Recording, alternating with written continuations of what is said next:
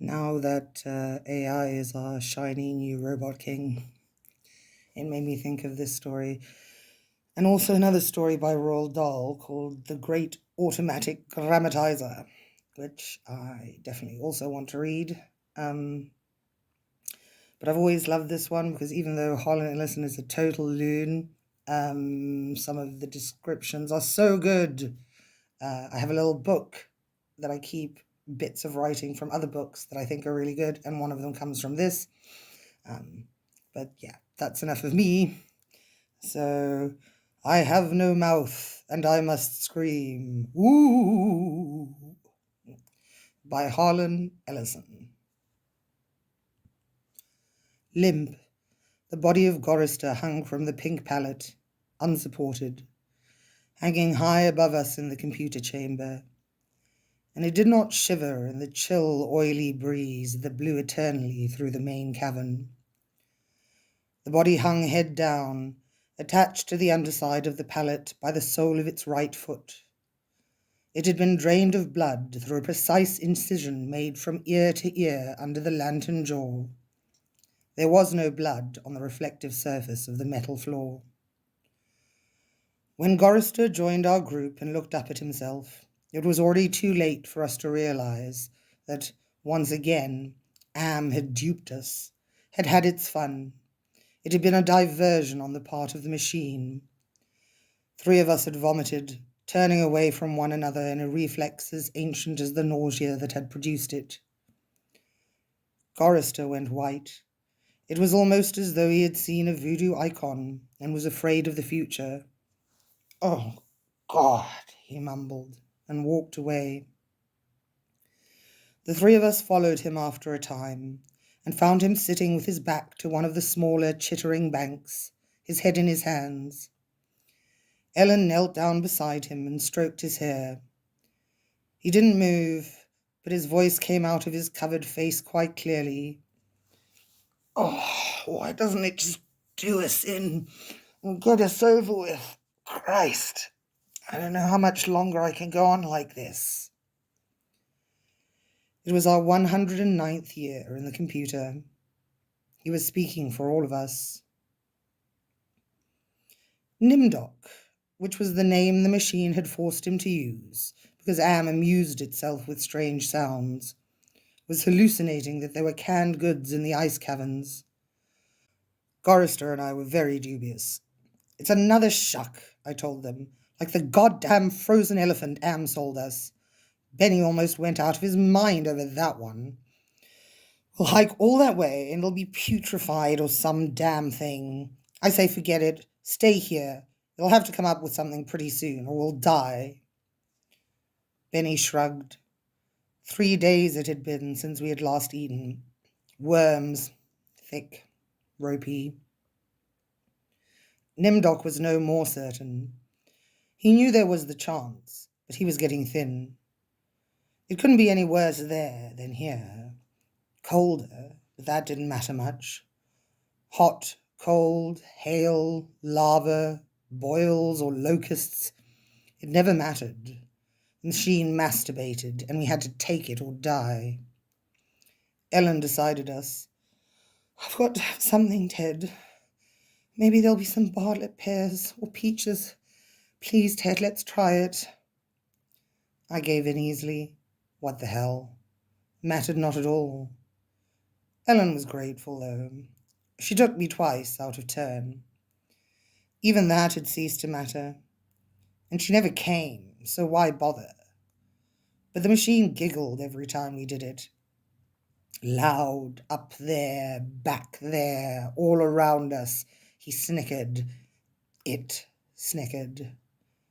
Most of the time I thought of Am as it, without a soul, but the rest of the time I thought of it as him, in the masculine, the paternal, the patriarchal, for he is a jealous people. Him, it, God as Daddy the deranged. We left on a Thursday. The machine always kept us up to date on the date. The passage of time was important, not to us, sure as hell, but to him, it, Am. Thursday. banks. Nimdok and Gorister carried Ellen for a while, their hands locked to their own in each other's wrists, a seat. Benny and I walked before and after, just to make sure that if anything happened, it would catch one of us, and at least Ellen would be safe. Fat chance. Safe. Didn't matter. It was only 100 miles or so to the ice caverns, and the second day, when we were lying out under the blistering sun thing he had materialized, he sent down some manna. Tasted like boiled boar urine. We ate it. On the third day, we passed through a valley of obsolescence, filled with rusting carcasses of ancient computer banks. Am had been as ruthless with its own life as with ours. It was a mark of its personality. It strove for perfection.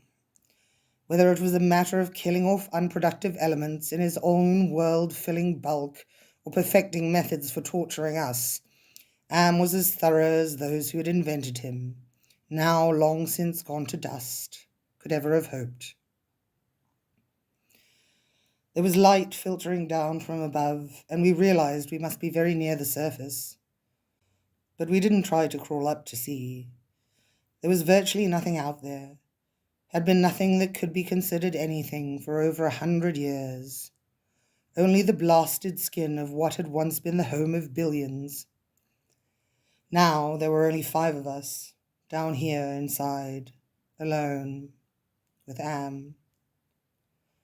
I heard Ellen saying frantically, "No, Benny, Benny, don't. Come on, Benny, don't. Benny, don't, please." And then I realized I had been hearing Benny murmuring, under his breath, for several minutes. He was saying, I'm going to get out, I'm going to get out, I'm going to get out, over and over. His monkey-like face was crumbled up in an expression of beatific delight and sadness, all at the same time. The radiation scars Am had given him during the festival were drawn down into a mass of pink-white puckerings, and his features seemed to work independently of one another. Perhaps Benny was the luckiest of the 5 of us. He had gone stark, staring mad many years before. But even though we could call Am any damn thing we liked, could think the foulest thoughts of fused memory banks and corroded base plates, of burnt-out circuits and shattered control bubbles, the machine would not tolerate our trying to escape. Benny leapt away from me as I made a grab for him. He scrambled up the face of a smaller memory cube, tilted on its side and filled with rotted components. He squatted there for a moment, looking like the chimpanzee Am had intended him to resemble. Then he leapt high, caught a trailing beam of pitted and corroded metal, and went up it, hand over hand like an animal, till he was on a girded ledge, 20 feet above us. "Oh, dear, Nimdok, please help him, get him down before—" She cut off. Tears began to stand in her eyes. She moved her hands aimlessly. It was too late. None of us wanted to be near him when whatever was going to happen, happened. And besides, we all saw through her concern. When Am had altered Benny, during the machine's utterly irrational, hysterical phase, it was not merely Benny's face the computer had made like a giant ape's. He was big in the privates. She loved that. She serviced us as a matter of course, but she loved it from him. Oh, Ellen, pedestal Ellen, pristine, pure Ellen. Oh, Ellen the clean. Scum. Filth. Gorister slapped her. She slumped down, staring up at poor loony Benny, and she cried. It was a big defense, crying. We had gotten used to it 75 years earlier. Gorister kicked her in the side. Then the sound began.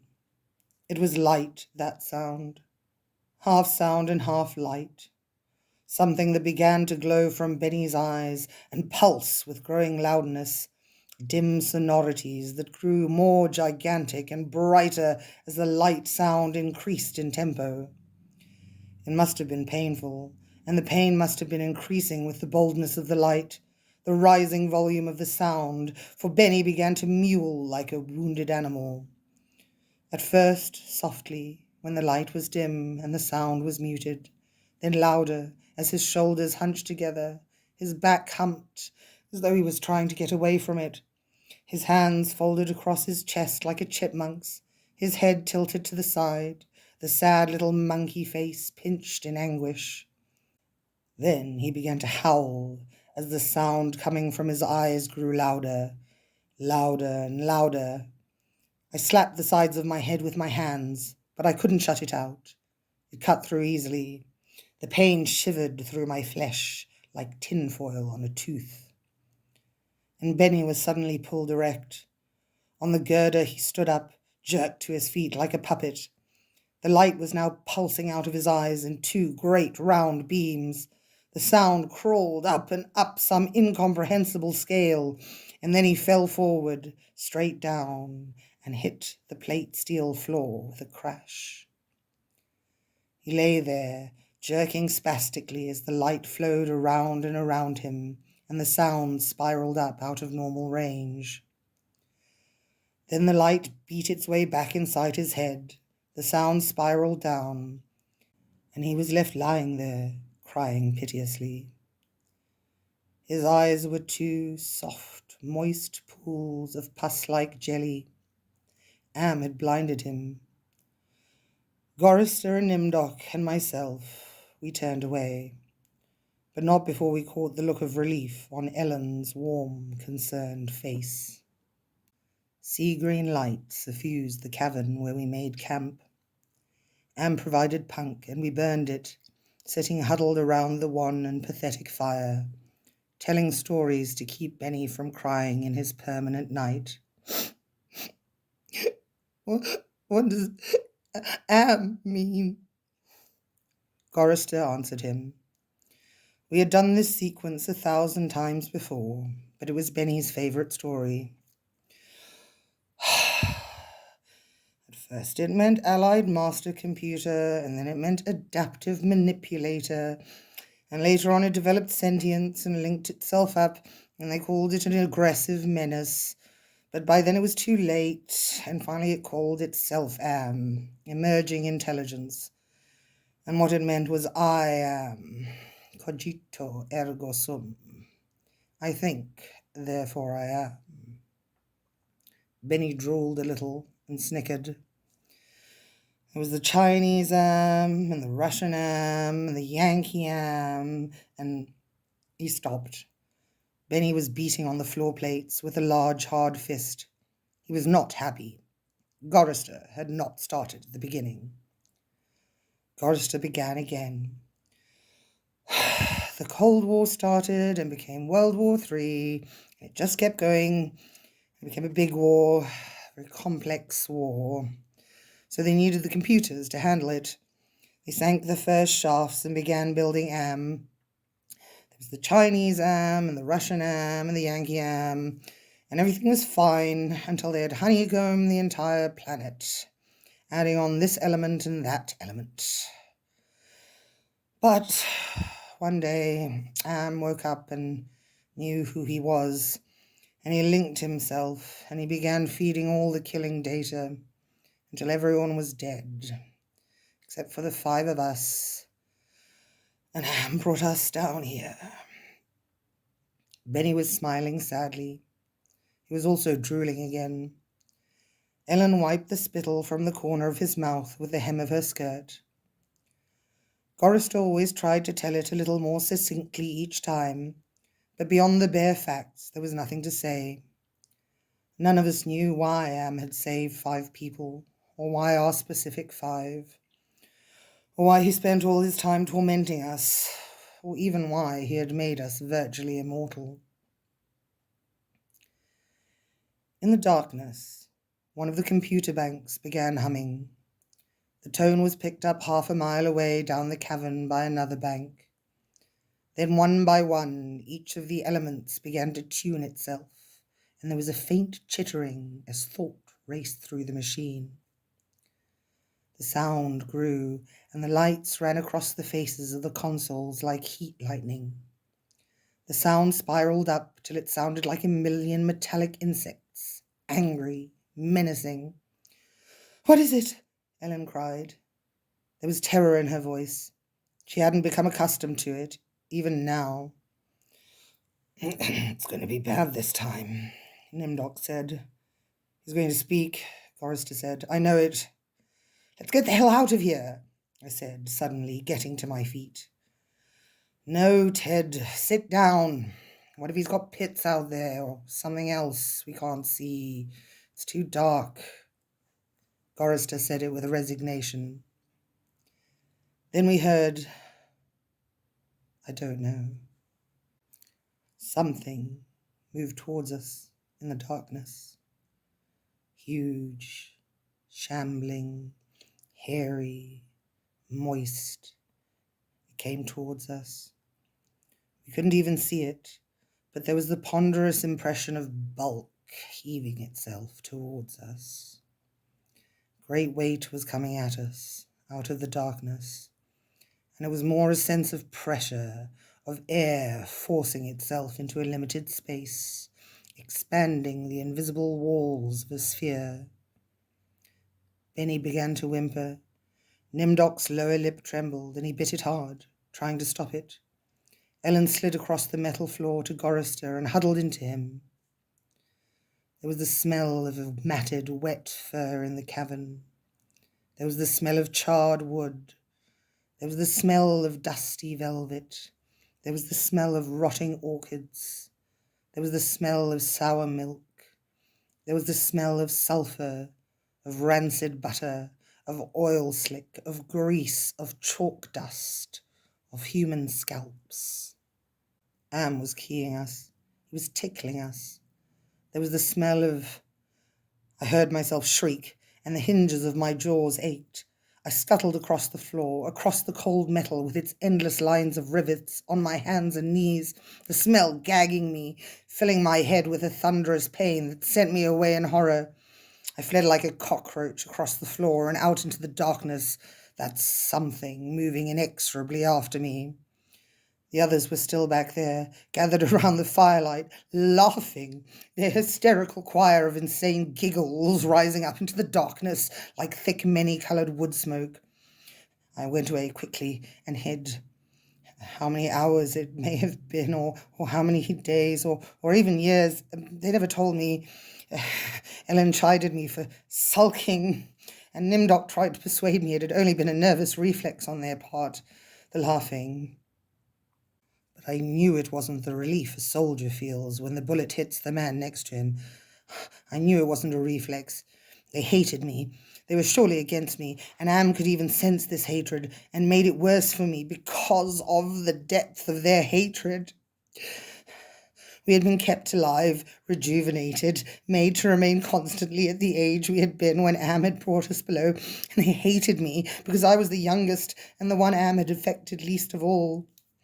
I knew, God, how I knew. The bastards, and that dirty bitch Ellen. Benny had been a brilliant theorist, a college professor, and now that he was little more than a semi-human, semi-simian. He had been handsome. The machine had ruined that. He had been lucid. The machine had driven him mad. He had been gay, and the machine had given him an organ fit for a horse. Am had done a job on Benny. Forrester had been a warrior. He was a conscientious objector. He was a peace marcher. He was a planner, a doer, a looker ahead. Am had turned him into a shoulder shrugger. It made him a little dead in his concern. Am had robbed him. Nimdok went off into darkness by himself for long times.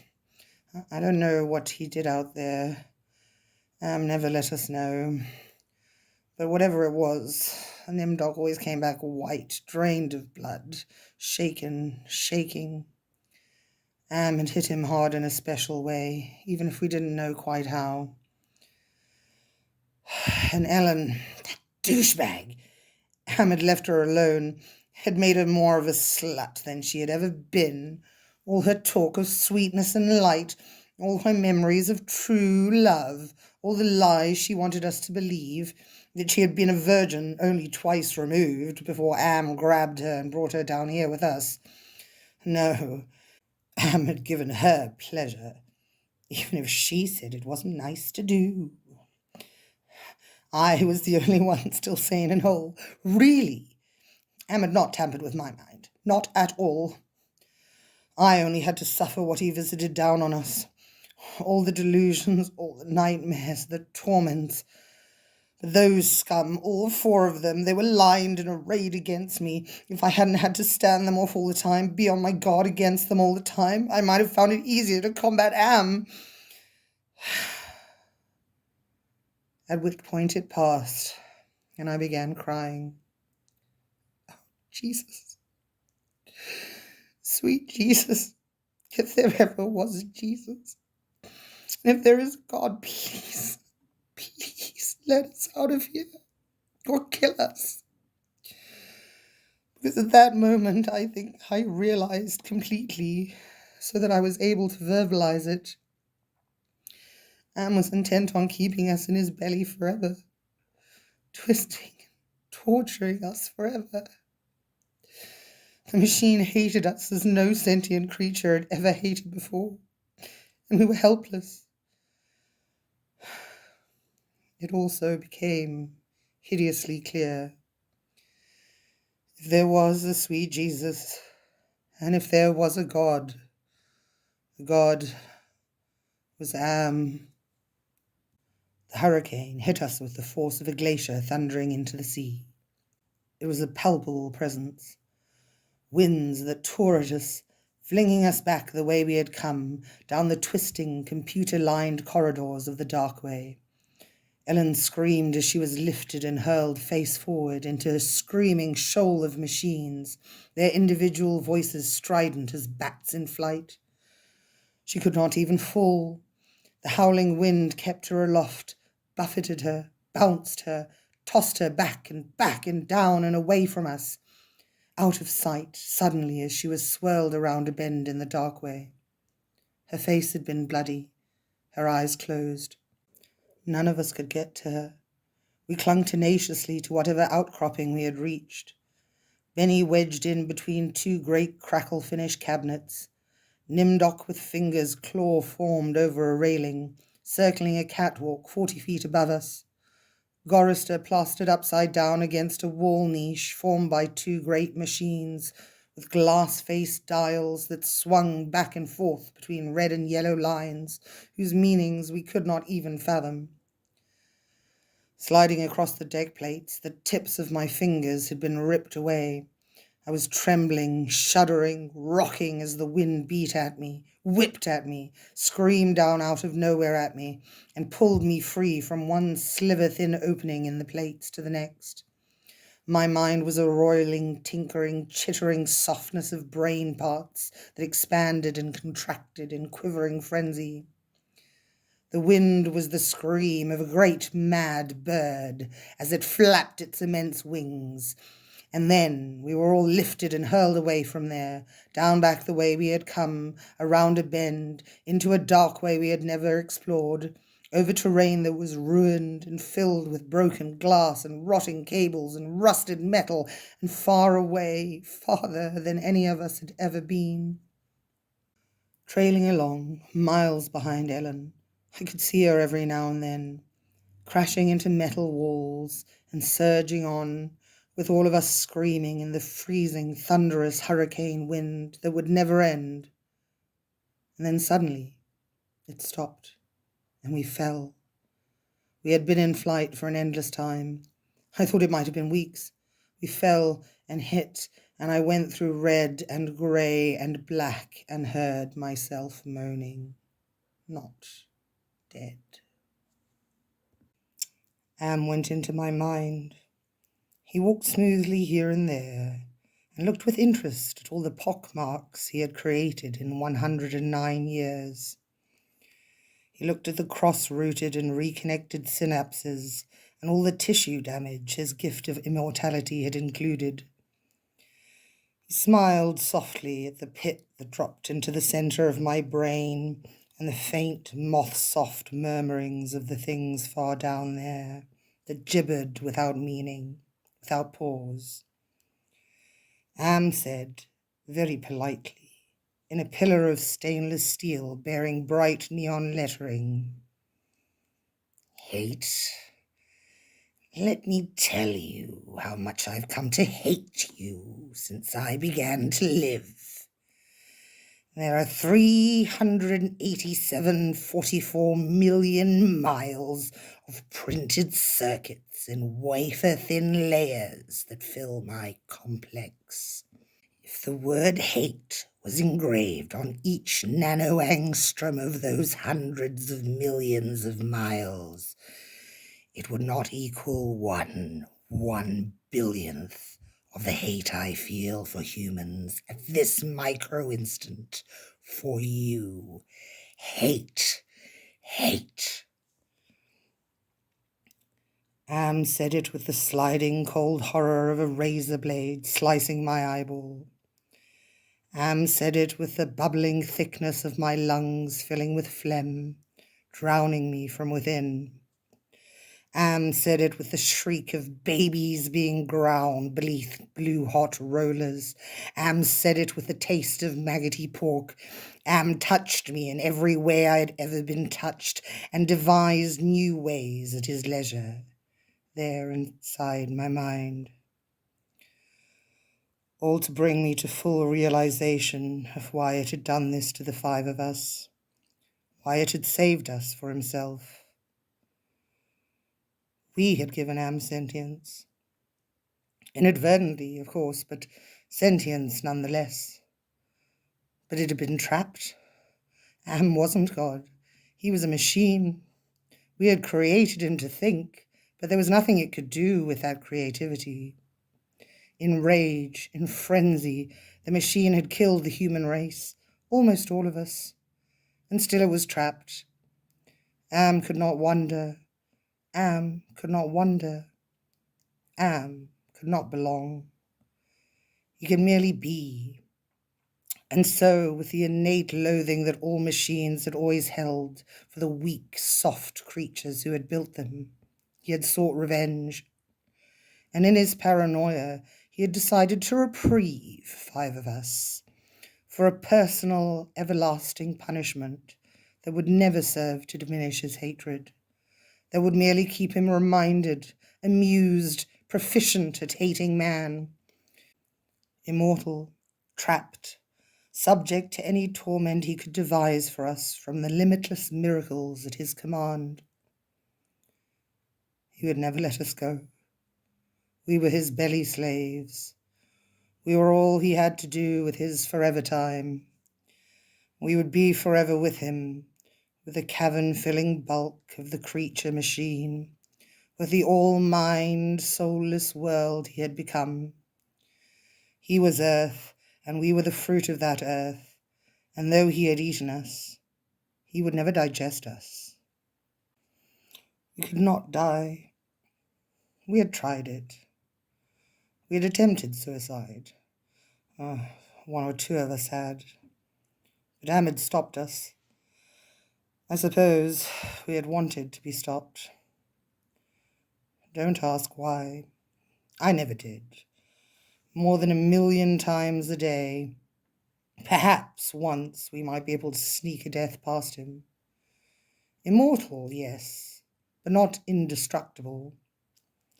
I saw that when Am withdrew from my mind and allowed me the exquisite ugliness of returning to consciousness with the feeling of that burning neon pillar still rammed deep into the soft grey brain matter.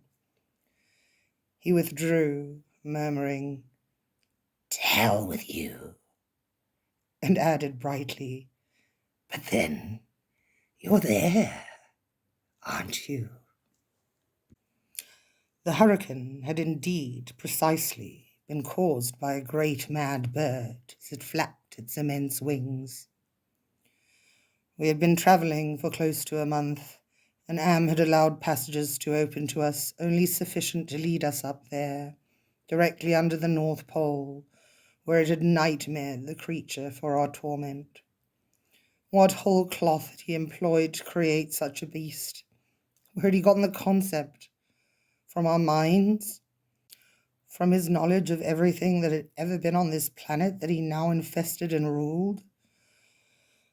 From Norse mythology it had sprung, this eagle, this carrion bird, this rock, this Hurgelmur, the wind creature, hurricane incarnate, gigantic.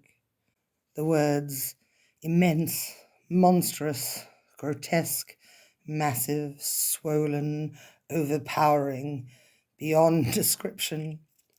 There on a mound rising above us, the bird of winds heaved with its own irregular breathing, its snake neck arching up into the gloom beneath the North Pole, supporting a head as large as a Tudor mansion, a beak that opened as slowly as the jaws of the most monstrous crocodile ever conceived, sensuously. Ridges of tufted flesh puckered about two evil eyes, as cold as the view down into a glacial crevasse, ice blue and somehow moving liquidly.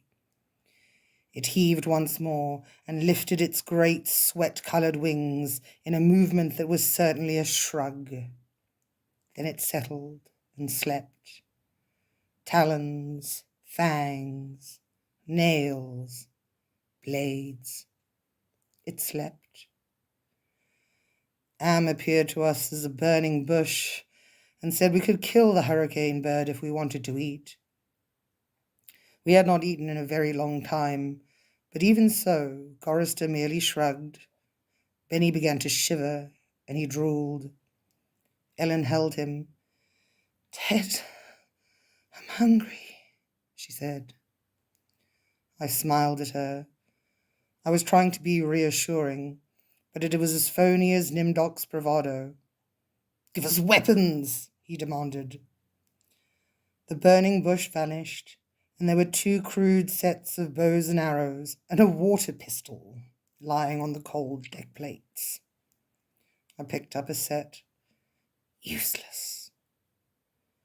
Nimdok swallowed heavily. We turned and started the long way back. The hurricane bird had blown us about for a length of time we could not conceive. Most of that time we had been unconscious, but we had not eaten. A month on the march to the bird itself, without food. Now, how much longer to find our way to the ice caverns and the promised canned goods? None of us cared to think about it. We would not die. We would be given filth and scum to eat, of one kind or another, or nothing at all. Am would keep our bodies alive somehow, in pain, in agony. The bird slept back there. For how long, it didn't matter. When Am was tired of its being there, it would vanish. But all that meat, all that tender meat. As we walked, the lunatic laugh of a fat woman rang high and around us in the computer chambers that led endlessly nowhere. It was not Ellen's laugh. She was not fat, and I had not heard her laugh for 109 years. In fact, I had not heard.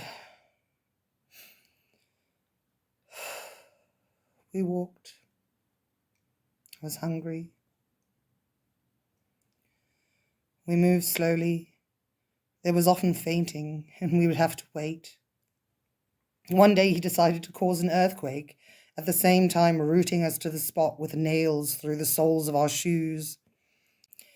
Ellen and Nimdok were both caught when a fissure shot its lightning bolt opening across the floor plates. They disappeared and were gone. When the earthquake was over, we continued on our way, Benny, Gorister, and myself. Ellen and Nimdok were returned to us later that night, which abruptly became a day, as the heavenly legion bore them to us with a celestial chorus singing, "Go down, Moses." The archangels circled several times and then dropped the hideously mangled bodies. We kept walking, and a while later Ellen and Nimdok fell in behind us. They were no worse for wear. But now Ellen walked with a limp. Am had left her that. It was a long trip to the ice caverns to find the canned food. Ellen kept talking about Bing cherries and Hawaiian fruit cocktail. I tried not to think about it. The hunger was something that had come to life, even as Am had come to life. It was alive in my belly, even as we were in the belly of the earth, and Am wanted the similarity known to us. So he heightened the hunger. There is no way to describe the pains that not having eaten for months brought us. And yet we were kept alive, stomachs that were merely cauldrons of acid, bubbling, foaming, always shooting spears of silver-thin pain into our chests. It was the pain of the terminal ulcer, terminal cancer, terminal paresis. It was unending pain. And we passed through the cavern of rats, and we passed through the path of boiling steam, and we passed through the country of the blind, and we passed through the slough of despond, and we passed through the vale of tears, and we came, finally, to the ice caverns, horizonless thousands of miles in which the ice had formed in blue and silver flashes, where novas lived in the glass, the down-dropping stalactites as thick and glorious as diamonds that had been made to run like jelly and then solidified in graceful eternities of smooth, sharp perfection. We saw the stack of canned goods, and we tried to run to them. We fell in the snow, and we got up and went on, and Benny shoved us away and went at them, and pawed at them, and gummed at them, and gnawed at them, and he could not open them. Ham had not given us a tool to open the cans. Benny grabbed a 3-quart can of guava shells and began to batter it against the ice bank. The ice flew and shattered, but the can was merely dented, while we heard the laughter of a fat lady high overhead and echoing down and down and down the tundra. Benny went completely mad with rage. He began throwing cans as we all scrabbled about in the snow and ice, trying to find a way to end the helpless agony of frustration. There was no way. Then Benny's mouth began to drool, and he flung himself on Gorrister. In that instant, I felt terribly calm. Surrounded by madness, surrounded by hunger, surrounded by everything but death, I knew death was our only way out. Am had kept us alive, but there was a way to defeat him. Not a total defeat, but at least peace. I would settle for that. I had to do it quickly. Benny was eating Gorrister's face, Gorrister on his side, thrashing snow, Benny wrapped around him with powerful monkey legs, crushing Gorrister's waist, his hands locked around Gorrister's head like a nutcracker, and his mouth ripping at the tender skin of Gorrister's cheek. Gorrister screamed with such jagged-edged violence that stalactites fell. They plunged down softly, erect in the receiving snowdrifts.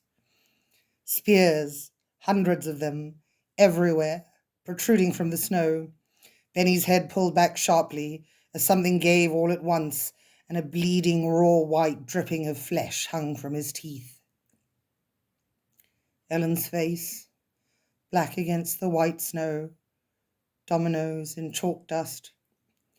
Nimdok with no expression, but eyes, all eyes. Gorrister half-conscious, Benny now an animal. I knew Am would let him play. Gorrister would not die, but Benny would fill his stomach. I turned half to my right and drew a huge ice spear from the snow. All in an instant. I drove the great ice point ahead of me like a battering ram, braced against my right thigh. It struck Benny on the right side, just under a rib cage, and drove upward through his stomach and broke inside of him. He pitched forward and lay still. Gorrister lay on his back. I pulled another spear free and straddled him, still moving, driving the spear straight down through his throat. His eyes closed as the cold penetrated. Ellen must have realized what I had decided, even as fear gripped her. She ran at Nimdog with a short icicle as he screamed, and into his mouth, and the force of her rush did the job. His head jerked sharply, as if it had been nailed to the snow crust behind him. All in an instant. There was an eternity beat of soundless anticipation. I could hear Am draw in his breath. His toys had been taken from him. 3 of them were dead, could not be revived. He could keep us alive by his strength and talent, but he was not God. He could not bring them back. Ellen looked at me, her ebony features stark against the snow that surrounded us. There was fear and pleading in her manner, the way she held herself ready. I knew we had only a heartbeat before Am would stop us. It struck her, and she folded towards me, bleeding from the mouth. I could not read meaning into her expression. The pain had been too great, had contorted her face. But it might have been thank you. It's possible. Please. Some hundreds of years may have passed. I don't know. Am has been having fun for some time, accelerating and retarding my time sense. I will say the word now. Now. It took me 10 months to say now. I don't know. I think it has been some hundreds of years. He was furious. He wouldn't let me bury them. It didn't matter. There was no way to dig up the deck plates. He dried up the snow. He brought the night. He roared and sent locusts. It didn't do a thing. They stayed dead. I'd had him. He was furious. I had thought Am hated me before. I was wrong. It was not even a shadow of the hate he now slathered from every printed circuit. He made certain I would suffer eternally and could not do myself in. He left my mind intact. I can dream. I can wonder. I can lament. I remember all 4 of them. I wish... Well, it doesn't make any sense. I know I saved them. I know I saved them from what has happened to me, but still, I can't forget killing them. Ellen's face. It isn't easy. Sometimes I want to. It doesn't matter. Am has altered me, for his own peace of mind, I suppose. He doesn't want me to run at full speed into a computer bank and smash my skull, or hold my breath till I faint, or cut my throat on a rusted sheet of metal. There are reflective surfaces down here. I will describe myself as I see myself. I am a great, soft, jelly thing, smoothly rounded, with no mouth, with pulsing white holes filled by fog where my eyes used to be, rubbery appendages that were once my arms, bulks rounding down into legless humps of soft, slippery matter. I leave a moist trail when I move. Blotches of diseased, evil grey come and go on my surface, as though light is being beamed from within. Outwardly, dumbly, I shamble about, a thing that could never have been known as human, a thing whose shape is so alien a travesty that humanity becomes more obscene for the vague resemblance. Inwardly, alone, here, living under the land, under the sea, in the belly of Am, who we created because our time was badly spent, and we must have known unconsciously that he could do it better. At least the four of them are safe at last. Am will be all the madder for that. It makes me a little happier. And yet, Am has won, simply. He has taken his revenge. I have no mouth, and I must